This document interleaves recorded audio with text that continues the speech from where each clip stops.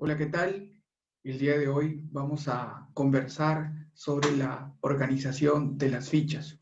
Una vez que ya hemos acopiado cierta cantidad de fichas, tanto textuales como de resumen, lo que sigue es organizarlas para poder garantizar una buena estructura de nuestro trabajo final.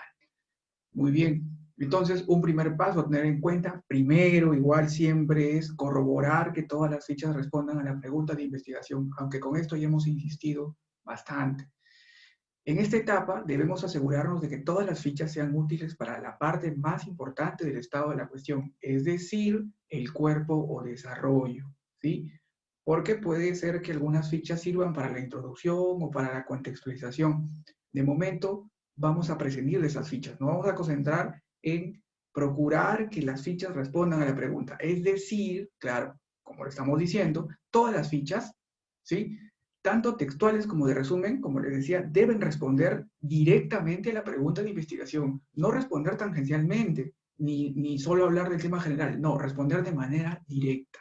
Entonces, eso es algo importante a tener en cuenta. Vamos con un primer ejercicio sobre cómo respondemos, cómo pasamos este primer filtro. Imaginemos que esa es la pregunta. ¿Cuáles fueron las principales causas sociales de la informalidad en el Perú entre los años 2000 y 2010? Una década, ¿no? Muy bien. Esa es mi pregunta, la subo y vamos a suponer que yo acopié esta cantidad de fichas, ¿no? Con mis amigos, con mis amigas. Muy bien. Fíjense en los años de la delimitación de la pregunta y fíjense en los años de las fuentes, que esto sería lo ideal, ¿no? Que yo haya consultado fuentes que se hayan publicado lo más recientemente posible y que estudien fenómenos que hayan pasado hace tiempo. Es mejor, ¿no? Algunos más bien se cuidan de que haya correspondencia entre la publicación y el límite temporal. No, son dos cosas diferentes. Una cosa es la publicación de la fuente y otra cosa muy distinta es el límite temporal de mi pregunta. Tiene que haber diferencia, de hecho eso es saludable, ¿no? Porque, por ejemplo, la fuente de Chávez y García es del 2016 y mi pregunta está delimitada en 2000 y 2010, o sea, hay un puente temporal pertinente como para garantizar o confiar en la fuente de Chávez y García o en la de Lynch, que también es del 2016, ¿no? Para estudiar, yo, por más que Lynch haya publicado su fuente en el 2016, obviamente lo estoy tomando en cuenta porque seguramente en mi ficha me encontré que Lynch habla de esos años, 2000 a 2010, entonces está bien, no hay ningún problema. Lo opuesto más bien no debería pasar, ¿no? Lo importante es que el límite temporal de la publicación de mis fuentes sea mayor al evento que yo estoy estudiando, ¿de acuerdo? Eso debe pasar siempre. Entonces, eso por un lado. Ahora vamos a ver si responden o no la pregunta. Por favor, hagan pausa y lean bien las fichas, las tres fichas, y vamos a ver con cuál de estas tres nos quedamos. ¿Con una, con dos o con las tres?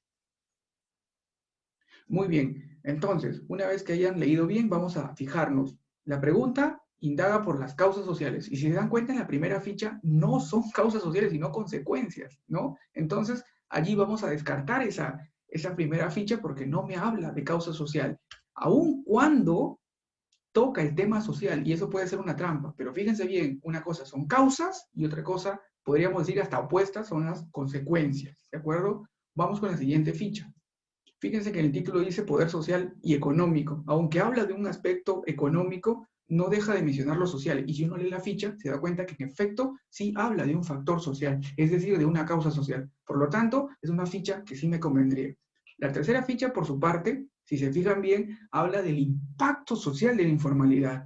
No habla de un factor, no habla de un condicionante. Por lo tanto, también la descarto. Muy bien. Me quedaría entonces con la ficha en medio, ¿no? Con la segunda ficha, que sí habla de un factor social. Entonces, una vez que haya hecho eso y haya pasado el filtro, continúo con el segundo paso, que es lo más importante de esta exposición, ¿no? ¿Cómo se ordenan las fichas en un trabajo de investigación? ¿Sí? Entonces, las fichas se ordenan siguiendo un criterio lógico, agrupándolas o separándolas según la forma en que responden a la pregunta de investigación. La forma en que agrupamos las fichas, de hecho, es probablemente la parte más importante de la investigación, debido a que de este orden dependerá la estructura final de nuestro trabajo, ¿sí? Como ya lo dijimos al inicio. Considerando esto, debemos formar grupos de fichas. Estos grupos estarán en función de la manera en que las fichas respondan a la pregunta. Algunas fichas, por ejemplo, responden a la pregunta de manera parecida, es decir, se centran en algún punto en particular de la respuesta a la pregunta. A estas fichas podemos ordenarlas en un primer grupo. Podemos llamar a ese primer grupo, grupo A. De igual forma, otro grupo de fichas puede responder a la pregunta desde otra perspectiva o centrándose en otro punto de la respuesta a la pregunta. A ese segundo grupo le podemos llamar grupo B o segundo grupo, ¿no? También. Lo mismo puede pasar con un tercer grupo, a quien podemos llamarle grupo C. Y hasta con un cuarto grupo de fichas podemos llamarle grupo D, ¿sí? De hecho, más adelante hablaremos de cómo nombramos los grupos, dependiendo de cómo contestan a la pregunta. Muy bien. Entonces, eso por un lado. Vamos a ver un ejemplo mejor, ¿de acuerdo? Pero antes debemos considerar algo. Por razones didácticas, en el siguiente ejemplo, solo vamos a usar 9 fichas, ¿de acuerdo? De las 16 que se les está pidiendo, entre textuales y de resumen. ¿Sí? Se les está pidiendo 16, acá por un tema didáctico solamente vamos a considerar 9. Muy bien, volvemos a nuestra pregunta de investigación, ¿de acuerdo? Esta es la pregunta y tengo este grupo de fichas. Ya pasaron el filtro y me he topado con que sí responden a la pregunta. Muy bien, hagan pausa, léanlas bien, intenten formar grupos de fichas. ¿De acuerdo? Intenten formar, de repente por ahí tienen un tema en común, una palabra clave o responden de manera parecida. Vamos formando grupos. Hagan pausa, leanlas bien, les doy una pista. Hay aquí 4 grupos de fichas en estas 9, ¿sí? Que son los 4 grupos que se les va a pedir también en la tarea. Muy bien, si se dan cuenta, por ahí ya pueden identificar que hay rápido algo, ¿no? Para dar cuenta. ¿Cuál? Por ejemplo, la de acá, ¿no? La que estoy señalando acá. Esta de acá, la del desempleo. Muy bien. Aunque es un factor económico, ¿no? Ese factor económico, pero no deja de ser un problema social, ¿no? Entonces ya, ¿con cuál la podría agrupar? Con la que está debajo, ¿no? Acá. La informalidad generada por el crecimiento del desempleo. ¿Qué otras fuentes, qué otras fichas puedo agrupar? Si se fijan bien, hay otras, ¿no? Por ahí, la migración, si se dan cuenta de la migración, ¿no? ¿Con cuál agrupo? Con la otra de la migración, la informalidad desencadenada por el control de la migración. ¿Qué otra ficha, qué otro grupo de fichas puedo formar? Ya voy 2 grupos, me quedan 2 más, como les dije, hay 4 acá. Si se dan cuenta, claro, la educación precaria, eso podría unirla con cuál, con otra, ¿no? La que me habla del nivel académico, ¿sí? El nivel académico, entonces, las dos podrían estar del mismo color. Eso es importante, ponerles un color. Traten ustedes también en sus fichas, cuando presenten sus tareas, a pintar las fichas, porque eso ayuda a tener un panorama más claro. Bueno, quedaría el último, ¿no? Que me habla justamente de la segregación, de la marginación o de la exclusión social, ¿no? Acá están las fichas de amarillo.